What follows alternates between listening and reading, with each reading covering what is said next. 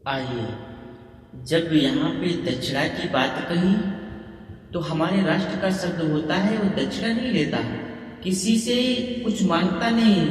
क्यों नहीं मांगता? मांगने पर तीन चीजें चली जाती हैं। आप गया, आदर गया, नैनन गयो स्नेह, ये तीनों जब ही गए, जब ही कहा कछ ल्यो। और एक बात बता दूं, दुनिया में अगर सबसे ज्यादा खराब काम है तो मांगना खराब काम है। दुनिया में बहुत से खराब काम है लेकिन मांगना सबसे खराब है। और बुरो प्रीति को पंथ, बुरो जंगल में बासो, बुरो सूम को संग, बुरो घर सास जमाई, बुरो नारी को लक्ष्य, बुरो भगनी घर भाई। गंग कहे सुनो अकबर, सबसे बुरो है मांग लो। और बुरो प्रीति को पंथ, ये बात राधा जी ने कही थी।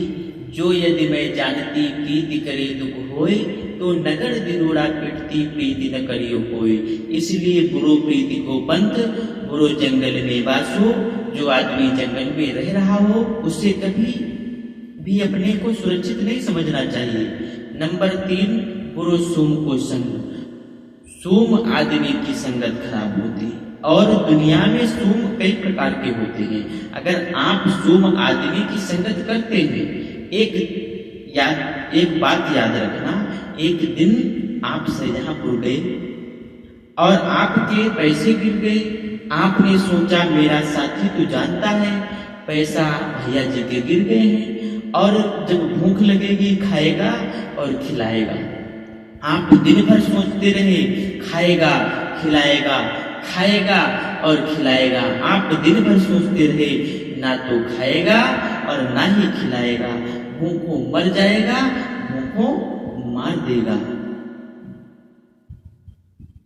बुरो सोम को संग। इसलिए याद रखना मेरे भाई, बुरो सोम को संग।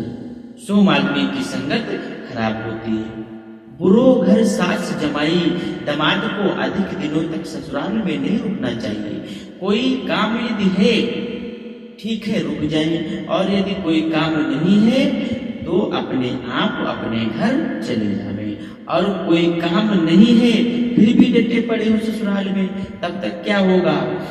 कोई नया मेहमान आ जाएगा ससुराल में, कोई नया मेहमान आएगा, घर में चाय बनेगी, चाय बनी, साला भी नहीं है घर में और ससुर भी नहीं है। सारी सराज चाय बनाई और कहा जीजा जाओ तुम्हें पिया करके आ जाओ, टांगे टांगे कमंडल घूमो। इसलिए बुरो घर सास जमाई। तो दामाद को अधिक दिनों तक ससुराल में नहीं रहना चाहिए, नहीं रुकना चाहिए। बुरो नारी को नेह। बुरो नारी को नेह मतलब से ज्यादा नारी की आसक्ति खराब होती है। मेरे प्यारे, आपने देखा होगा, अनेकों इतिहासों में पढ़ा होगा, जो मतलब से ज्यादा आसक्ति में हो गए अंत में उनका जीवन ही बर्बाद हो गया। सुना होगा आप लोगों ने पुरंजन का नाम, भागवत में पुरंजन की कथा आती है। पुरंजन राजा जो थे वो मतलब से ज्यादा नारी पे आसक्त रहते थे। कितना बड़ा आसक्त था ये नारी का, अपनी नारी पुरंजनी का मालूम है। याद रखना, पुरंजनी पानी पिए, पुरंजन भी पानी पिए, पुरंजनी रोटी खाए, पुरंजन भी रोटी खाए, और पुरंजनी सोए, पुरंजन भी सोए। ये दशा मेरे भक्तों और मेरे भक्तों, एक राजा ने तब तक आक्रमण कर दिया, क्योंकि वो घर ही में रहता था, देश की खबर ही नहीं, कहाँ क्या हो रहा है कहाँ क्या नहीं हो रहा है। मेरे भक्तों, राजा ने आक्रमण कर दिया, अंत में पुरंजनी को छीन ले गया। और जब पुरंजनी को छीन ले गया तो पुरंजनी की याद में हाय पुरंजनी, हाय पुरंजनी, हाय पुरंजनी करते करते वो मर गया। इसीलिए मतलब से ज्यादा नारी की आसक्ति खराब होती है। बुरो भगनी घर भाई। बुरो भगनी घर भाई। भाई को अधिक समय तक अपनी बहन के घर पर नहीं रुकना चाहिए। भाई अगर अधिक समय तक अपनी बहन के घर पर रुकेगा तो गृह मंत्रालय है ना उसके यहाँ का, तो डर किस बात का? कोई न कोई गलती अवश्य करेगा, जरूर करेगा, और जब गलती करेगा तो बहनोई मारेगा, और जब बहनोई मारेगा तो वो रोता हुआ अपनी बहन के पास जाएगा। जब अपनी बहन के पास जाएगा, बहन पूछेगी किसने मारा? कहेगा जीजा ने मारा। आ वही देखो, आप जैसे घर में आए झगड़ा घर में चालू। इसलिए कहावत है, लोग कहा करते हैं, सुना होगा आप लोगों ने, दीवार बिगाड़े आरो और घर बिगाड़े सारो। कभी लोग कह रहे हैं सभी काम खराब हैं, लेकिन जो मांगना है वो सबसे खराब है। इसलिए बाबा ने मांगा नहीं, क्या बोले? ऋषि पूछी हरि भगत सुहाई, ऋषि पूछी हरि भगत सुहाई, कहीं संभव अधिकारी पाई। मांगा नहीं तो मांगना लिखा होता। मांगा ऋषि हरि भगत सुहाई, लेकिन ना यहाँ पर शब्द आया क्या? पूछी हरि, पूछी ऋषि हरि भगत सुहाई, कहीं संभव अधिकारी पाई। अधिकारी जान करके प्रेम से धरती की चर्चा हुई और विदाई लेकर के भोले बाबा सती के साथ में प्रस्थान कर पड़े। और जब चले तो मुनिसन विदा मांगती पुरारी, और चले भवन संग तज कुमारी। तेहि अवसर भंजन मई भारा, हरि रघुवंश लीन अवतारा। आज बाबा जी से विदाई ले ली और विदाई लेकर लौट पड़ी। उसी समय भगवान राम का अवतार हो चुका था। सीता जी को प्रभु खोज रहे थे, तो जैसे देखा अपने इष्ट देव को, तो भोले बाबा ने सोचा अगर ये जाकर के सामने से प्रणाम करता हूं, अगर मैं जाकर के सामने से प्रणाम करता हूं तो भगवान की लीला में गड़बड़ी हो जाएगी।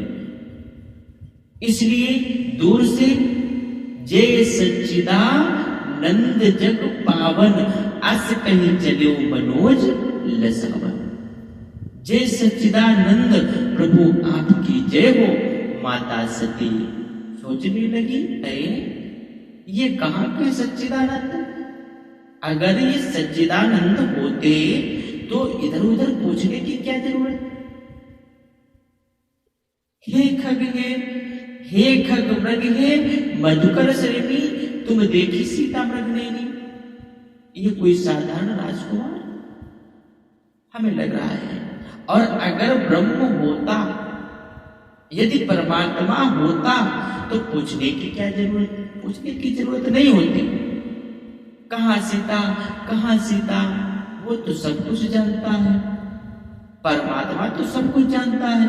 और जबकि शंकर जगत बंधु जगदीशा, सुर नर मुनि सब नावत सीसा।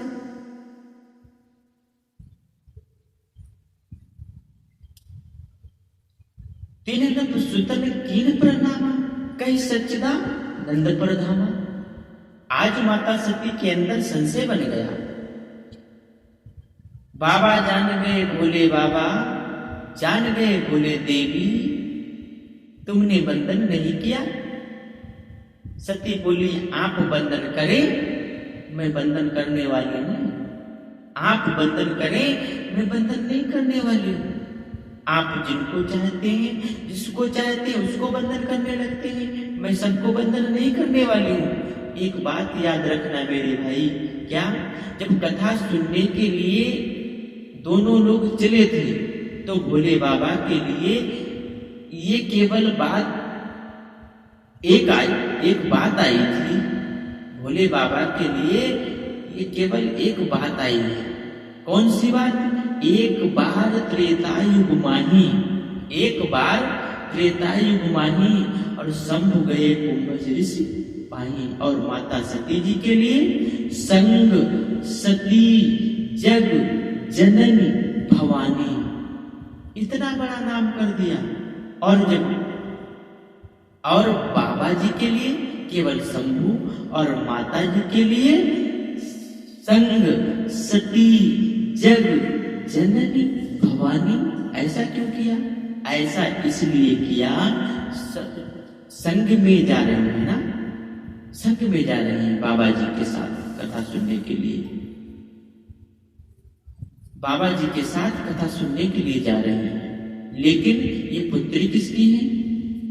महाराज दक्ष की। और दक्ष की परिभाषा क्या होती है? दक्ष की परिभाषा यही होती है कि हर एक कार्य में दक्ष हो, हर एक कार्य में निपुण हो, उसी को दक्ष कहते हैं। तो मेरे भाई, जिसका बाप दक्ष होगा उसकी बेटी दक्ष नहीं होगी क्या? वो भी दक्ष होगी, वो भी हर एक काम में दक्ष होगी, चतुर होगी। इसलिए बढ़ा चढ़ा करके नाम कर दिया। आज वही यहां पर बात आ गई। बाबा ने कहा, देवी जानती है कौन राम है? सती बोली, मैं नहीं जानती। बाबा बोले, सुनो ये कौन राम है?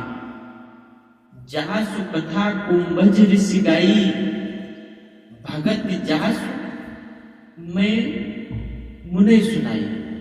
जासु कथा कुंभज ऋषि गाई और भगत जासु में मुने सुनाई।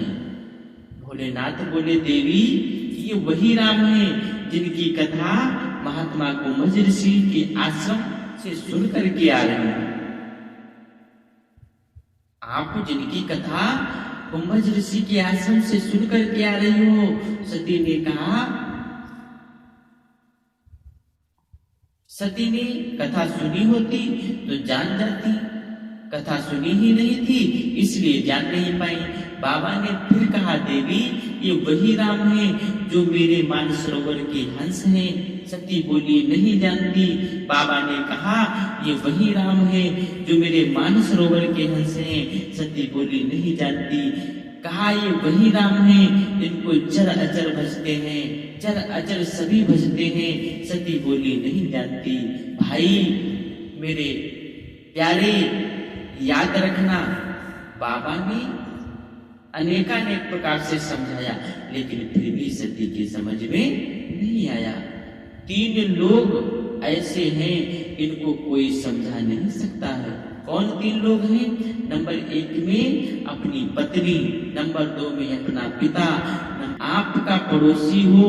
ये 3 लोग ऐसे हैं इनको कितना भी समझाया जाए लेकिन समझते क्यों नहीं है? क्योंकि कारण